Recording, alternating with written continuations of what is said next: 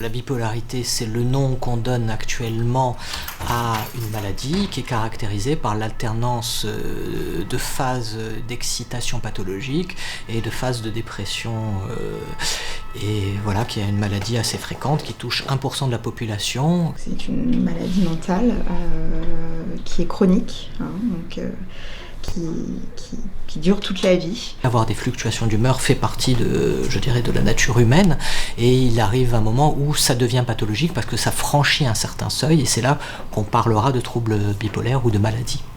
Les symptômes cliniques de la dépression, ça va être la tristesse dans un premier temps, une fatigue excessive, des troubles du sommeil, des troubles de l'appétit, une perte de plaisir, une perte de volonté. Des idées noires, des idées suicidaires, une dévalorisation de soi importante. Ces symptômes, bien sûr, pour faire partie d'un syndrome dépressif, doivent être présents depuis un certain temps et à une intensité importante. L'état maniaque, ça peut être un sentiment de toute puissance où on a l'impression d'être capable de réaliser tout ce qu'on a envie de faire, quoi. En général, les gens qui ont une crise maniaque, quand ils sont en crise maniaque, ce sont des personnes qui vont être dans une euphorie. Ça peut être de l'euphorie plus, avec des dépenses inconsidérées, c'est-à-dire qu'ils n'ont plus de jugement, ils ne sont plus dans la réalité. Et ils vont être très, très heureux ou très agressifs, ou très... voilà. Il y a plusieurs manières d'être dans une phase maniaque. Et dans les deux, on peut retrouver aussi des symptômes psychotiques avec des idées délirantes.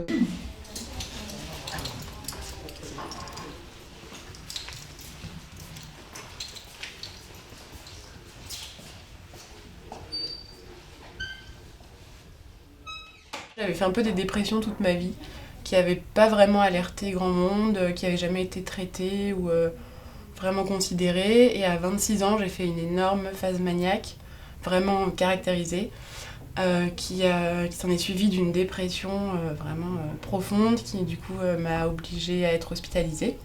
Et c'est à cette occasion qu'on m'a diagnostiqué bipolaire. Tu tombes en dépression, pour la plupart d'entre nous, c'est quelque chose qui est très sournois, qu'on ne voit pas venir, et on se retrouve, on est dans les méandres, on est dans l'impossibilité de faire quoi que ce soit, on est complètement englué dans une situation inextricable. On a l'impression qu'on ne pourra jamais s'en sortir, c'est terrible. Malheureusement, entre le début des troubles et le diagnostic posé, en moyenne, il y a une dizaine d'années qui s'écoulent, donc c'est énorme. Quand on sait que c'est des troubles qui débutent à l'adolescence, en fin d'adolescence, début de l'âge adulte. Mais à partir du moment où j'ai été vraiment... où j'ai commencé à avoir le bon traitement, avec le bon diagnostic, j'ai pu commencer à me reconstruire. C'est aussi impressionnant que dès que l'on met en place le bon traitement, qu'on trouve le bon traitement, on puisse vraiment voir une stabilisation du trouble assez impressionnante. Chacun réagit différemment au traitement et chacun réagit différemment aux différents dosages. Donc c'est finalement très long et très compliqué de trouver les bons. Donc moi ça a pris 2 ans. Il y a l'aspect des traitements préventifs, si on parle d'antimorégulateur, et curatifs. D'où la nécessité de prendre le traitement, même quand ça va bien. Que les gens qui ont ce trouble ou ces troubles se fassent soigner, acceptent leur pathologie, c'est compliqué à accepter, c'est compliqué à aller vers le soin, il y a beaucoup de déni. Ce qui me surprend, c'est à quel point on est bien en phase maniaque et à quel point on est mal en phase dépressive. Si la personne n'est plus dans le déni, si elle est dans l'acceptation et si elle prend son traitement régulièrement, en principe, il ne devrait pas y avoir de rechute. Les rechutes, elles viennent quand il y a des gros... quand les gens sont soit trop bien, soit ont des effets secondaires avec les médicaments. Moi, j'ai souvent remarqué ça, c'est que les effets secondaires peuvent mener les personnes à arrêter leur traitement.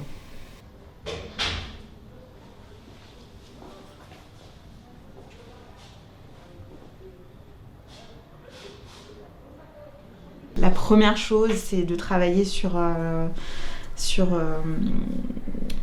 l'éducation à la maladie, l'éducation thérapeutique, vraiment d'apprendre à connaître ces troubles, à la fois d'un point de vue général, mais aussi d'un point de vue individuel, à savoir quels sont les symptômes qui se manifestent dans mon trouble bipolaire, pour pouvoir être capable de reconnaître les signes des épisodes, mais surtout de les reconnaître avant que ce soit trop tard. J'ai toujours un traitement. J'ai un suivi avec ma psychiatre tous les 2 mois, je vois une psychologue toutes les semaines, et tout ça plus tout ce que j'ai appris en fait de moi et de comment je fonctionne avec la maladie font que j'arrive à la gérer en fait au quotidien. Je dis souvent que c'est comme une petite personne sur mon épaule que je dois gérer, mais qui prend pas plus de place que ça. C'est comme si on conduisait un petit peu une voiture avec des pneus dégonflés. Donc, à chaque fois qu'on prend un virage, faut faire attention, quoi. On ralentit, on y va doucement. Avant de réaccélérer, on attend d'être bien stabilisé. C'est comme ça un petit peu. Donc, faut être prudent. Et la discussion, très, très importante. J'ai adhéré à une association qui m'a permis de rencontrer des gens qui avaient cette pathologie, ce qui m'a permis de mieux comprendre les réactions de mon conjoint. Les groupes de parole sont aussi un exercice très, très intéressant pour se comparer, pour s'étalonner et se rassurer. Ce qui est important à savoir, c'est que l'association est constituée que de proches et de patients. Il n'y a pas de professionnels de santé. Donc ça, c'est très très important parce que en fait, c'est le parcours de chacun qui sert à tous. Si on peut bénéficier du soutien d'une famille compréhensive et présente, c'est sûr que ça change tout. L'entourage joue un rôle essentiel dans l'accompagnement des personnes atteintes par la maladie. Pour le proche, moi je me dis qu'en phase maniaque, il vaut mieux attendre que ça passe, tout en étant là, tout en étant à l'écoute. Et en revanche, dans la phase dépressive, être là et être à l'écoute encore plus, puisque la personne demande de l'aide à ce moment-là, en principe. Les psychiatres, ils sont là pour tous les problèmes de santé mentale, quoi. C'est-à-dire tous les problèmes de souffrance psychique à partir du moment où ça échappe au contrôle de la personne ou aux capacités d'aide de la famille. Donc c'est là que c'est intéressant de voir un psychiatre. Mais c'est pas le seul interlocuteur. C'est peut-être celui qui connaît le mieux le sujet et qui sera d'emblée plus efficace. Enfin, on peut l'imaginer, mais c'est pas le seul intervenant possible.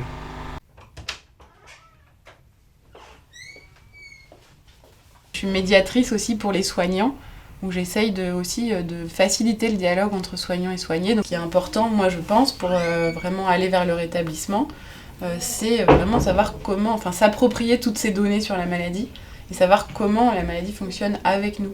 Et j'essaye d'aider les patients à gérer leur histoire avec la maladie, à gérer leur vie avec la maladie. Donc ça va vraiment de l'acceptation du diagnostic au tout début de la maladie, à aussi accepter les traitements, à renforcer l'alliance thérapeutique, comme on dit, c'est-à-dire vraiment qu'ils puissent adhérer aux soins pour réussir à s'en sortir. Et après, je les aide sur tout le chemin du rétablissement. On s'oriente plus sur la réhabilitation psychosociale. Donc pareil, par le biais d'activités, mais qui sont un peu plus ciblées pour les personnes qui en bénéficient. Et c'est un accompagnement en fait plus vers le retour à la vie en communauté citoyenne, la vie de tous les jours. Donc, voilà. Et on peut travailler en groupe ou en individuel, pareil, en fonction des besoins de chacun. L'idée, c'est d'être à l'écoute, de pouvoir être dans un bureau, de pouvoir entendre, de pouvoir aussi accompagner, parce que comme vous me disiez, en effet, ce que je faisais à l'émission, c'est l'accompagnement, en fait, des personnes. Une mission, c'est l'accompagnement. Il y a différents styles d'accompagnement. Là, on va être dans un accompagnement avec une demande d'aide, puisque la personne se présente, de créer un lien. De savoir que tout ce que j'avais vécu, toute ma souffrance et tout le chemin que j'avais fait pouvait servir à d'autres, c'était vraiment une belle chute quoi, à tout ça.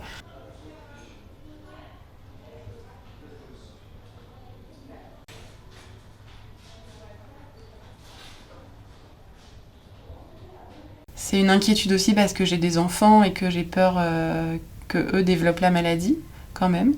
En effet, il y a un risque plus grand de développer un trouble bipolaire si on a des antécédents familiaux, en sachant que c'est pas non plus une maladie qu'on pourrait qualifier de génétique pour autant. Comme toutes les pathologies mentales, hein, j'ai envie de dire, l'étiologie, l'origine est vraiment multifactorielle. C'est probablement plusieurs gènes qui seraient en cause, mais surtout des gènes en interaction avec l'environnement, mais c'est aussi les événements de vie qui font que ça peut déclencher les choses, que ce soit survenu pendant la vie intra-utérine, que ce soit pendant la petite enfance, les traumatismes, les événements de vie, des deuils, enfin toutes sortes d'événements qui finalement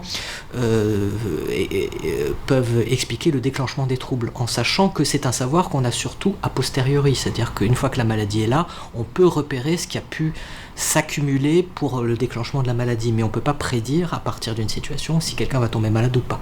Ce sont plein de facteurs de vulnérabilité, c'est peut-être quand c'est cumulé, un peu comme un vase qui se remplit, etc. Plus on a de vulnérabilité, plus on a de risques en tout cas que la maladie se déclenche. J'ai jamais en fait un bipolaire devant moi.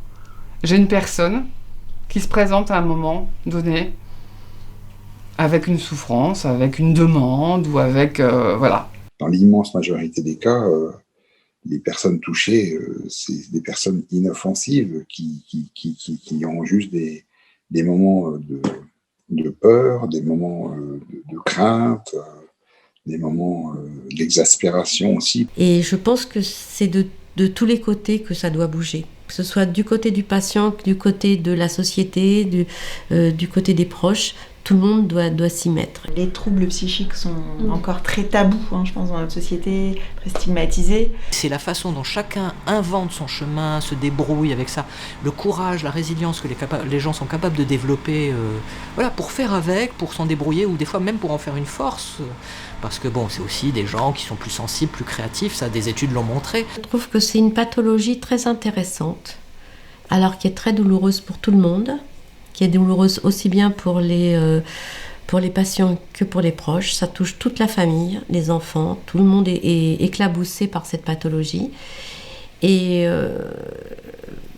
au final, moi j'ai rencontré des gens vraiment très intéressants, avec beaucoup de sensibilité, d'émotion.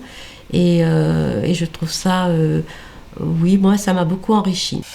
Et c'est une chance quand même aussi, parce que je pense que ça permet, en tout cas moi ça m'a permis très jeune, de vraiment faire le point sur mes faiblesses et mes forces, et du coup de me connaître très bien. Et ce qui a changé, c'est que j'ai beaucoup plus d'humilité, beaucoup plus